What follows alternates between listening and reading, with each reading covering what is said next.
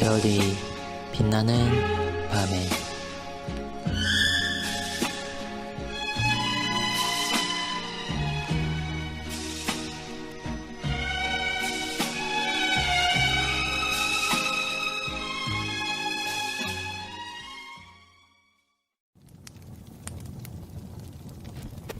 하나님의 공중 예배를 위한 회집과 자세에 관하여 해설. 본문은 3일차에 나와 있습니다. 사실 웨스트민스터 신앙고백 제21장 1항에 예배에 관한 고백들의 중심축을 가장 간결하게 정의하고 있는 것은 웨스트민스터 대소요리 문답 제1문 사람의 제일 되며 가장 높은 최고의 목적이 무엇인가에 대한 하나님을 영화롭게 하는 것과 그분을 영원토록 마음을 다하여 즐거워하는 것이라는 답변입니다. 요한계시록 4장 11절에서 창세기 1장 1절 말씀을 인용하여 기록한 바와 같이 만물이 주의 뜻대로 있었고 또 지으심을 받았으니 우리 주 하나님께서 영광과 존귀와 권능을 받으시는 것이 합당한 것입니다.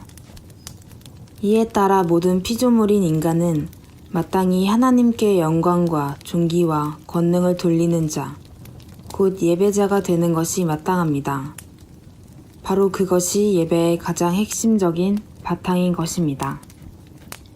그러므로 예배란 무한히 완전하신 하나님을 공경하고 영화롭게 하는 것인데, 그러한 예배는 내적인 측면에서는 우리가 하나님께 마땅히 드려야 할 내적 공경심을 표현하는 것으로 사랑과 믿음과 경외심과 신뢰를 비롯해 마음속에서 이루어지는 행위로, 외적인 측면에서는 하나님이 제정하신 법령을 준수함으로써 그 공경심을 외적으로 표현하는 것으로 나타납니다.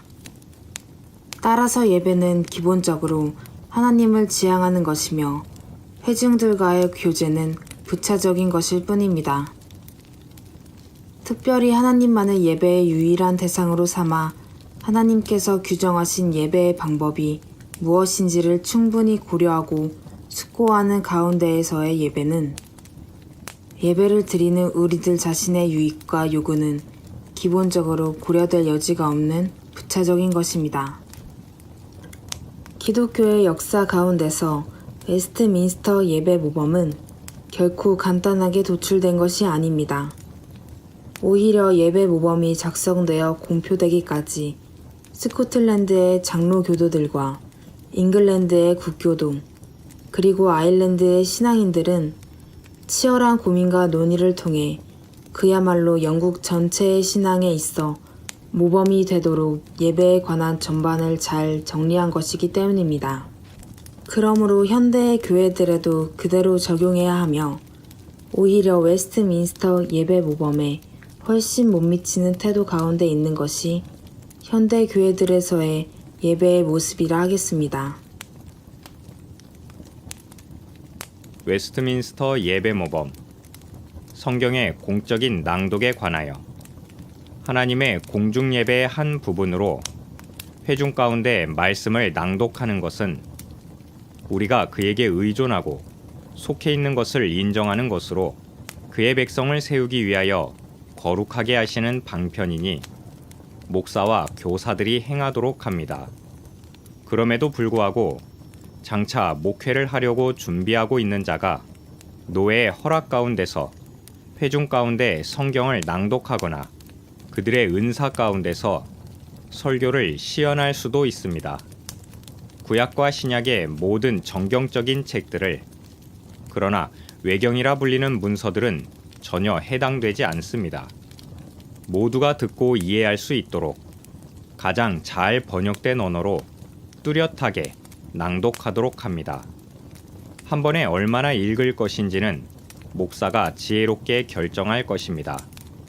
보통은 매 회집 때마다 구약, 신약 한 장씩을 읽도록 합니다.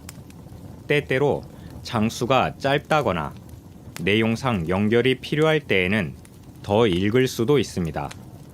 회중이 전체적인 성경 말씀을 더욱 잘 알 수 있도록 정경에 있는 모든 책들을 순서대로 읽도록 하며 보통은 한 주일에 낭독한 성경의 그 다음 부분부터 다음에 이어서 낭독하도록 합니다. 우리는 성경 낭독자가 말씀을 듣는 회중을 가르치는데 필요하다고 생각되면 시편 같은 책을 더욱 자주 읽도록 권고합니다.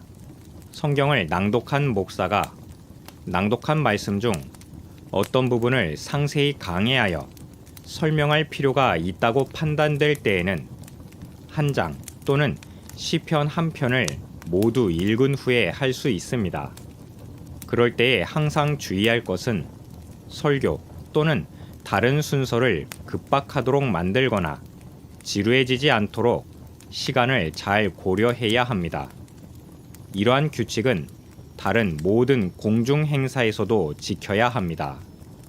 공중 예배에서 성경을 낭독하는 경우 외에도 글을 읽을 수 있는 모든 사람들은 개인적으로도 성경을 읽도록 권하는 바이며 또한 연령이나 그 밖의 이유로 성경을 읽지 못하는 사람을 제외하고 모두가 글 읽기를 배우도록 권고합니다. 개인적으로도 성경을 소지할 수 있도록 합니다.